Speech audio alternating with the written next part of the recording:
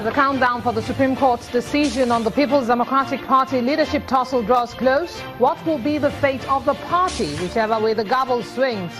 Will the apex court's verdict bring the PDP out of the woods?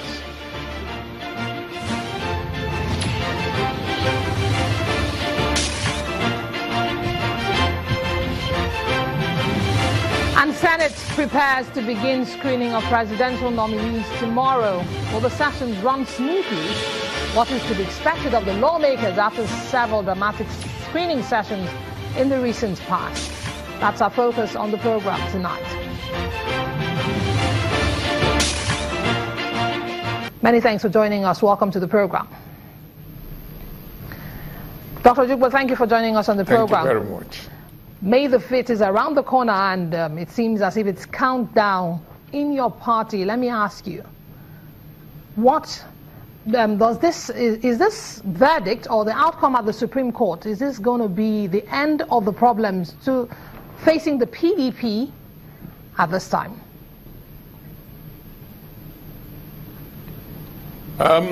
Well, let me say that let me thank God that the President has been able to resume duties, and I will continue, and Nigerians should continue to pray for his good health so that at least he can be strong enough to run the country to 2019 when the PDP will take over. Back to your question, Amawa. Yes, we believe very firmly. You know, we, the party and the NWC, we are men of honor. Before the Court of Appeal judgment, the two sides of the dispute met, and then everybody agreed that whatever the position of the Court of Appeal, we will all accept it and then become one. Even till now, whatever comes out of the Supreme Court, we are going to obey it. We, the party, we will respect the Supreme Court because we believe in the rule of law. For them, only God knows what they will do either way. But for us, we will respect the Supreme Court. We will work with whatever the Supreme Court says. And we believe that this great party, we don't want it destroyed. That is why when I listened, just before I came in here, to one of the rebels in this, His Excellency, the Governor of River State, he was just saying that I am lying and the Sheriff is lying. What do we have to lie about? The issues in the Supreme Court is very clear. The court, two courts, one in Lagos, one in Abuja, they said before the May 21st abortion convention that the convention should not hold and there will be no election. Ali Modu Sheriff obeyed this court judgment. They went ahead, impunity as in their game.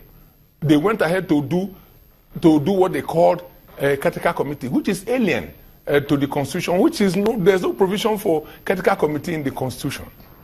And then they, on their own, they disrespected the orders of the court. They went to a parallel court in Port Harcourt to get a judgment that suits them. The Court of Appeal, of course, now referred, said, look, there is no reason why you people should have gone to Port Harcourt. What you would have done was to go back to Lagos and Abuja to discharge these orders of this court.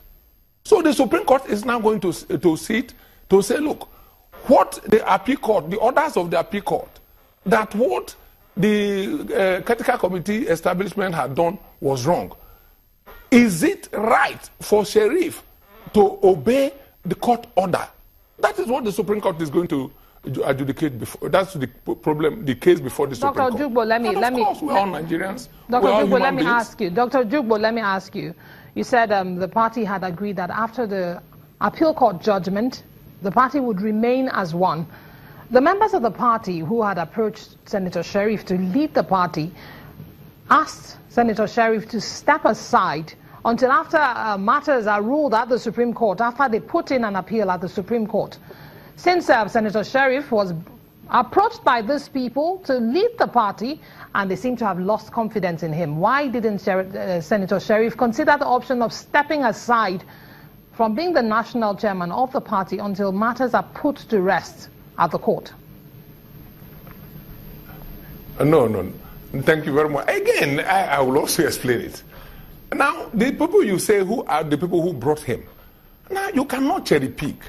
Because you brought a man, and then the man has said, look, I want to turn this party around. I want to return this party to the grassroots. I want to do the right thing. I want to establish a party that every member of the party in Nigeria will be proud of. The people who brought him said, no, that's not what we brought you here for. We brought you here to support our impunity. The man said, no. Now, the issue never arose in any way after the Court of Appeal judgment. If after the Court of Appeal judgment, now we already have a recognized chairman. So you cannot come, and nobody even suggested, it's just a figment of the imagination. You cannot, after the Court of Appeal judgment, you now come and tell the chairman that the court has recognized, say step aside. If he steps aside, you start the whole process of critical committee, which is illegal, all over again. Okay, would you say that issue never arose at any time. I was at most of the meetings. Okay, and let me also make this. Dr. Ojugbo, would you say Senator Sheriff is quite achieving his aim of making the party desirable? Again, considering the fact that the party seems to be fragmented, scattered as it is, with different factions, and most leaders of the party are not behind him. No, let me. Again, you see, these people have a lot of muscle in the media. So especially they use AIT and some other media, and then they have... Dr. Ojugbo, I'd like to ask you to refrain from mentioning...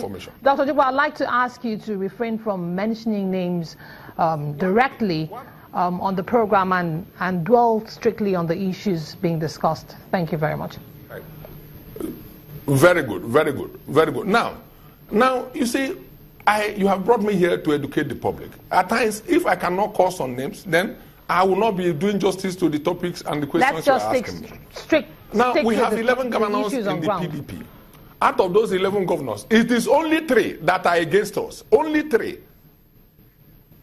The Southwest governors say they are. I will not call them. The Southwest governors say they are not behind Senator Sheriff. Is that not a source of concern to We have only one governor in the Southwest. No, we have only one governor in the Southwest, and that is Ayo Fayose. He's against us. You want me to count them? I can count all the governors and tell you where they are. Go ahead, Dr. Ojugbo. Now, the other governor against us is Wike, of course. The other one against us is my own governor, Governor Kowa. Apart from that, then probably the other governor that is neither here nor there is the governor from Governor Dakwambo.